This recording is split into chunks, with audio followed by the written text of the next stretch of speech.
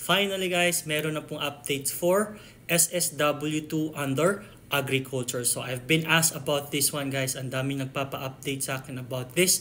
So ibibigay ko po sa inyo yung bagong release na information for SSW2. So isi-share ko na lang po yung to site po nila directly para mabilis po yung explanation at ipapakita ko po sa inyo habang nagsasalita ako. Wait lang. So this one guys, hanapin nyo lang po yan, Agriculture Skills Assessment Test. And meron po nakalagay dito, Ichigo Nogyo Gino Sukute.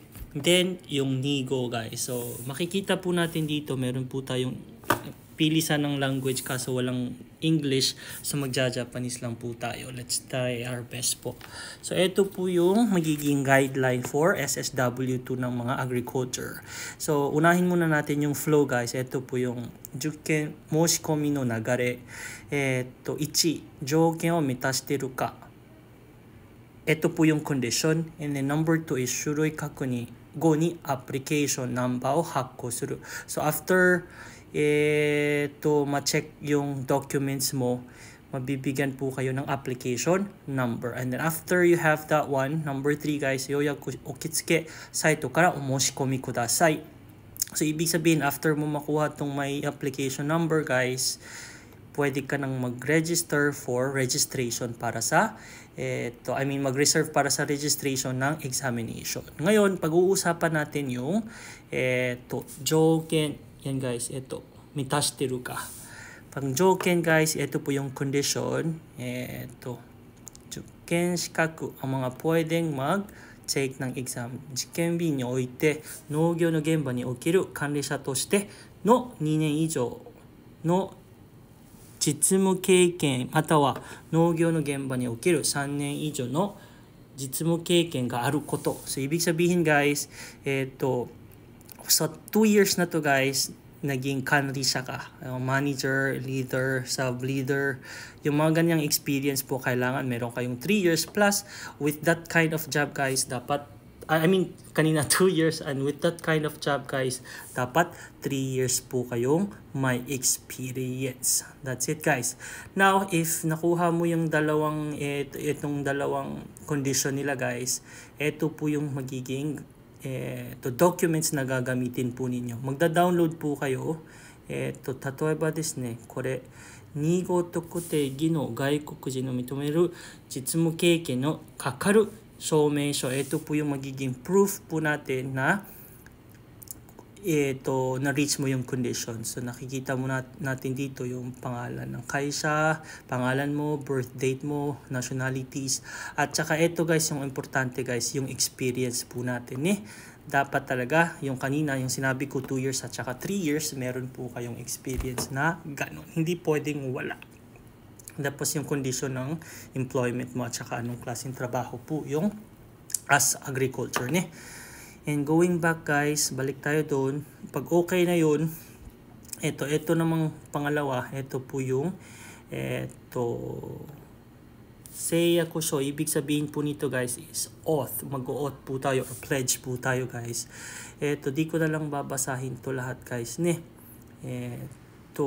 basta guys, ang sinasabi dito is yung mga information na sinasabi mo is totoo at saka yan, you understand na merong chance na mawala yung sikaku mo guys or karapatan mo guys kung hindi tama yung binigay mo ng mga informations. That's it. That's the second one guys. Balik tayo doon.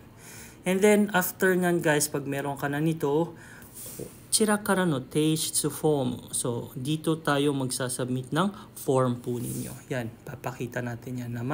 Di ko na i-explain to guys ha. Pa-explain na lang po kayo sa RS or sa kumiay ninyo or sa company po ninyo. Iaano nyo yung mga files guys na ginawa nyo kanina. Ilalagay yan dito. Yan, example, ganyan. Tapos, i-send mo lang yan. After mo ma-send guys, balik tayo. After mo ma-send yung ganun guys, ito makikita po natin dito yung i-check po nila yung magiging mga documents po ninyo, tapos mag-i-email po sila para sa application number. Again, Pag na-send mo na yun, i-check po ng namamahala ng agriculture. Tapos, Amazen Kokunogyo Kaigi Sho. Sila po yung mag-check niya. Tapos, mabibigyan ka ng minor application. And once you have it guys, yung pangatlo, yan, application number o kakunin shi, senyo no yoyaku uketsuke saito kara omoshikomi kudasai. So, ibig sabihin dito po kayo magpaparegister or magpapareserve ng examination po ninyo. So, that's the flow guys. Dapat meron ka experience, qualified ka, tapos gagawa ka ng documents, isasubmit, tapos i-check nila, bibigyan ka ng may application number, and then magre-reserve po tayo. And guys, sa baba nito guys, meron po sila mga textbook. So, yung mga textbook na yan guys, depende kung saan kayo nabilong na agriculture at saka yung number 2 guys. Yan, pwede kayong mag-download para sa pag-aaralan po ninyo. And sa schedule pala guys, di ko na-explain.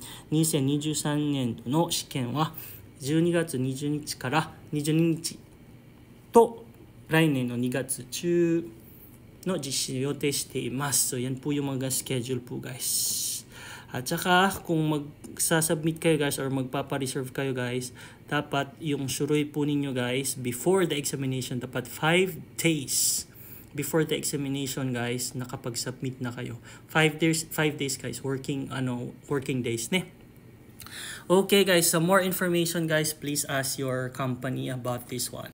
So that's just our rough informations about the SSW2 Agriculture. Sana po nakatulong po yung information na to sa mga magte-take ng exam. Ganbatte kudasai. Sayonara!